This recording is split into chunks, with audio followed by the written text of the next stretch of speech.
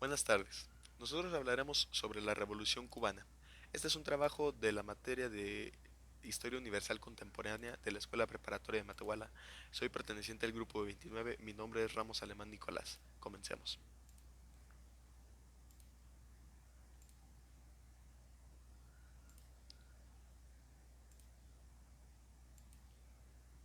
Bien, en este documental hablaremos acerca de la Revolución Cubana, cómo sucedió, el por qué sucedió, quiénes participaron y cómo concluyó, etc.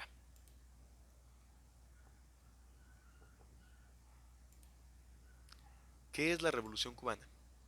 La Revolución cubana es el principal resultado del movimiento revolucionario cubano de izquierda que provocó la caída del régimen dictador Fulgencio Batista y la llegada al poder del líder del ejército guerrillero Fidel Castro. Como los revolucionarios continuaban en el poder desde entonces, se considera la revolución como el periodo comprendido entre el aislamiento contra Batista y la actualidad.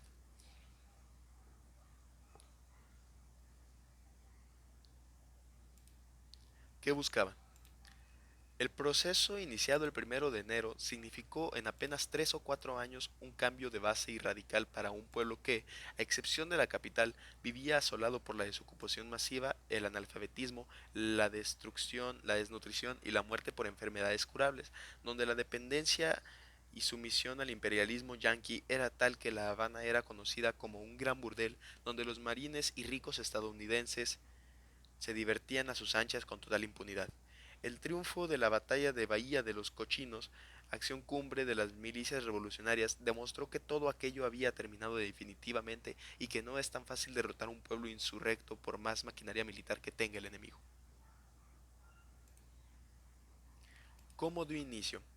La Revolución cubana dio inicio cuando Eduardo Chivas del Partido Ortodoxo, siendo el gran triunfador de las elecciones de 1952, se suicidó abriendo un vacío político que cubriría a Fulgencio Batista, que había participado del movimiento de la paz próximo al Partido Comunista y que, para agradar a Estados Unidos, manifestó una línea anticomunista mientras aumentaba la represión política contra la izquierda.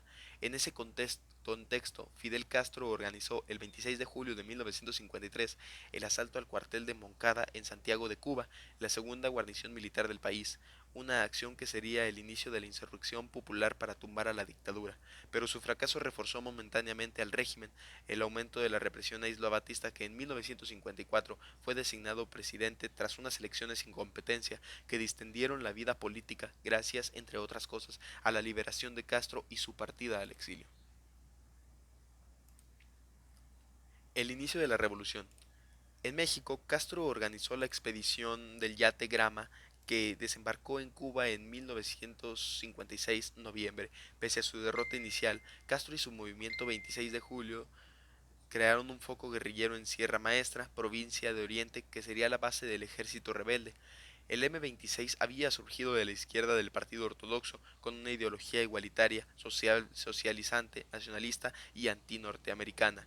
Mientras la guerrilla se consolidaba en la sierra, la oposición urbana también creció y comenzó a desarrollar acciones armadas en las ciudades, en un contexto en que la represión contra los militantes antidictoriales no dejaba de crecer. En 1957, la guerrilla de Castro había logrado una cierta entidad, pero aún no estaba en condiciones de impulsar la insurrección que acabaría con Batista. Su propuesta de huelga general fracasó en medio de la indiferencia popular y por la falta de apoyo de los sindicatos oficialistas y comunistas. El Partido Comunista, conocido como Partido Socialista Popular, PSP, rechazaba la táctica insurreccional. Lentamente la guerrilla salió de su aislamiento gracias a una ofensiva militar en los llanos, con quema de cañaverales y destrucción de cosechas. La apertura de dos frentes guerrilleros al mando de Raúl Castro y Juan Almendia y la coordinación de las acciones militares por Camilo Cienfuegos y Ernesto Che Guevara consolidaron el avance revolucionario, mientras la integración militar del PSP en el M26 aumentaba la agitación urbana. Por su experiencia en la lucha revolucionaria y su mayor protagonismo, los cuadros comunistas ocuparon puestos claves en el M26 y controlaron el ejército rebelde con el aval de Fidel y Raúl Castro. Este es uno de los elementos que explica el rápido giro prosoviético de la revolución tras la toma del poder. La caída de Batista. En julio de 1958, el Pacto de Caracas consolidó la coalición antibatista y aceleró la caída de la dictadura, ya sin apoyo de Washington, que desde abril no le enviaba armamento, en agosto comenzó la ofensiva final y el 1 de enero de 1959, con el pueblo en la calle y enarbolando las banderas de la moralización, el nacionalismo y el antiimperialismo, los seguidores de Castro tomaron La Habana. Fidel Castro toma el poder. El respaldo popular del M-26 le permitió a Castro hacerse con el control de la situación para impulsar transformaciones políticas, sociales y económicas. Comenzó así un proceso revolucionario característico por el tradicional nacionalismo cubano y con un gran consenso entre la población. Como conclusión, el pueblo cubano, un pueblo luchador que con ansias de liberación de los dictadores y las imposiciones de Estados Unidos logró su independencia, ha sido uno de los más grandes ejemplos del patriotismo. A pesar de haber volcado su política al comunismo, mucha gente en Latinoamérica estima la obra y el coraje de la revolución. Pero ¿por qué coraje? Nada más y nada menos porque se enfrentaba a una potencia como Estados Unidos. A pesar de la mala situación que atraviesa el pueblo cubano, y con esto concluyo, a mi parecer se hizo lo correcto. La obra de Fidel y el Che fue acertada porque qué pueblo soportaría ser manipulado por conquistadores y colonizadores, labrar la tierra, trabajarla y hacerle rendir frutos para otros, ver su tierra en manos de otros. Igualmente, creo que el Estado cubano debería revisar cuáles son las metas a corregir para que la integridad de la población rinda tributo a su nacionalidad. Muchas gracias.